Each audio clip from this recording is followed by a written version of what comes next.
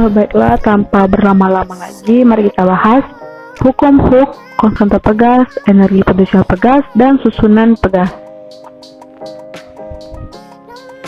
Nah, penerapan hukum Hooke gaya pegas dalam kehidupan sehari-hari itu dapat kita temui dalam dua kehidupan sehari-hari, yaitu ada di motor dan di kasur kita. Nah, di motor kan itu kan kayak gayanya itu ada per itu kan, yang bisa kita duduk belakang nih, itulah injek-injeknya.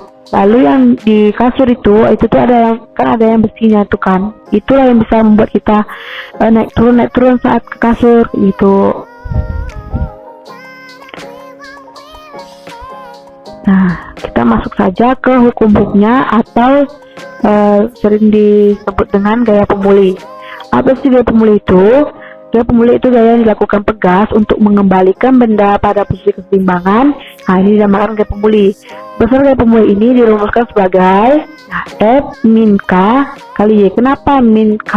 Karena itu merupakan konstanta pegas yang berlawanan dengan arah simpangannya. Arah simpangan itu selalu ke bawah jika tarikannya ke atas. Gaya pemulinya di atas. Pokoknya simpangan itu selalu berlawanan dengan gaya pemulihnya. Lalu dalam rumus ini tanda negatif itu, saya jelaskan tadi, tanda negatif itu mengingatkan kita bahwa gaya pemulih arahnya selalu berlawanan dengan simpangan Y. Lalu bila benda berada di sebelah kiri titik keseimbangan, maka gaya pemulihnya ke kanan, demikian pula sebaliknya. Nah, jika pegas digantungi beban massa atau M seperti gambar, rumusnya kayak gini, gaya berat W, kan gaya berat tuh selalu ke ngarah ke pusat bumi atau ke bawah, sama dengan gaya pegas. Nah, gaya berat tuh kan M kali G, dan gaya pemulih tadi kan K kali Y, K kali X atau K kali Y, itu sama saja. Lalu kita lanjut. Nah, gimana kalau konstanta pegas? Apa itu konstanta pegas? Konstanta pegas itu adalah karakteristik dari pegas itu sendiri, baik itu tebal, tipis, panjang atau pendek. Konstanta pegas tiap pegas itu berbeda-beda, besarnya kecuali dikatakan konstanta pegas identik. Nah, ini saya tampilkan grafik konstanta pegas yang mana di daerah O sampai A itu masih daerah elaktis. Lalu A ke B itu batas linearitasnya, B ke C itu mulai meregang, kayak karet itu kayak mulai melar gitu. Lalu C itu titik putusnya. Ke karet itu kita tarik ke kuat, itulah mulai titik putusnya itu. Lalu kita lanjut. Nah, bagaimana kalau energi potensial pegas? Nah, pada waktu kita menekan atau merentangkan pegas, energi yang diberikan itu akan disimpan pegas dalam bentuk energi potensial pegas. Besarnya energi potensial pegas ini dapat dihitung dengan menghitung usaha untuk menekan atau merentangkan pegas. Lalu besarnya usaha ini dapat dihitung dengan melukiskan kurva S versus X. Nah, maksud saya seperti ini. Kita lihat pada gambar ini, itu kan ada kurva S dan X. Nah, yang di RC ini merupakan usaha pegasnya, energi potensial pegasnya. Energi potensial pegasnya ini kan sama dengan W pegas sama dengan energi potensial pegas, yang mana rumusnya setengah KS kuadrat. Dan W ini luas segitiga kan kita ketahui nih, rumusnya setengah KS kuadrat. Lalu kita hubungkan dengan energi potensial pegasnya, dapatlah rumus yang kayak gini. Lalu dengan F gaya pemulihnya, K konstanta pegas, dan Y simpangan benda dari titik keseimbangan. Oke, bentar. Nah, kita lanjut ke susunan pegas. Susunan pegas itu ada 3, susunan pegas seri, paralel, dan campuran. Pertama yang akan kita bahas yaitu susunan pegas seri. Nah, apa sih susunan pegas seri itu? Susunan pegas seri adalah susunan pegas yang dibuat dengan tujuan untuk mendapatkan konstanta yang lebih kecil, sehingga pertambahan panjang menjadi besar.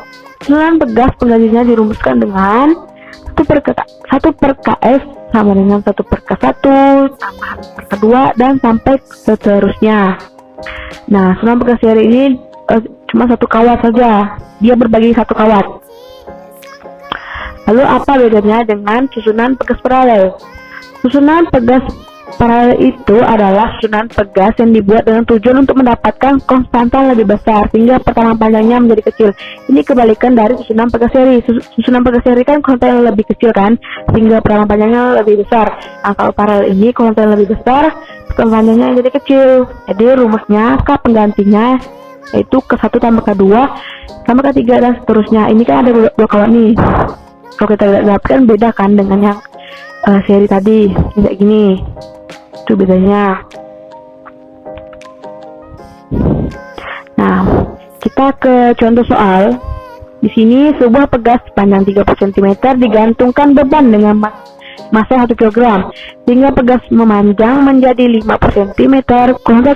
Konstanta kelakuan pegas tersebut adalah, nah yang diketahui ini kan massa, terus massa, lalu kan percepatan gravitasinya tidak ketahui, maka seperti ketentuan biasa kita pakai 10 meter per sekund kuadrat. Lalu kan ini ada dua nih, X1 nya 30 dan X2 nya 50, berarti data X nya X2 kurang X1 yaitu 50 kurang 30 sama dengan 20 cm, kita ubah ke meter 0,2 meter. Lalu berat beban kan kita tahu nih tadi nih, gue sama dengan M kali G, masanya 1 kg, G nya 10 meter per sekund kuadrat, dapatlah W nya. Lalu W kan K kali X sama dengan energi potential pegas kan. Lalu yang kita ketahui ini kita masukkan kayak W nya dan letak X. Nah, K itu yang dicari, jadi 10 bagi 0,2 sama dengan 50 Newton per meter, dapatlah B hasilnya. Lalu kita lanjut ke contoh soal nomor 2. Nah, sebuah pegas memiliki suatu pertambahan panjang 0,25 meter. Sudah diberikan gaya bila pada pegas bertuliskan 400 Newton per meter, berapakah gaya yang dikerjakan ada pada pegas tersebut. Nah, yang kita ketahui ini kan panjangnya X 0,25 meter, lalu konstanta pegasnya 400 Newton per meter. Tanyakan F yang bekerja pada pegas. Kan kita ketahui ini seperti yang saya jelaskan tadi, F sama dengan K kali S. Jadi untuk contoh soal ini tinggal dimasukkan saja, K-nya 400 Newton per meter dan X-nya 0,25 meter. Jadi F-nya 100 Newton. Jadi yang diberikan pada pegas tersebut adalah 100 Newton. Baik, mungkin sekian dari penjelasan saya. Semoga anak-anak dapat pahami ya apa yang saya jelaskan. Setelah ini kalian akan mengerjakan kuis yang sudah saya berikan di LMS. Oke, terima kasih. Assalamualaikum warahmatullahi wabarakatuh. Sekian.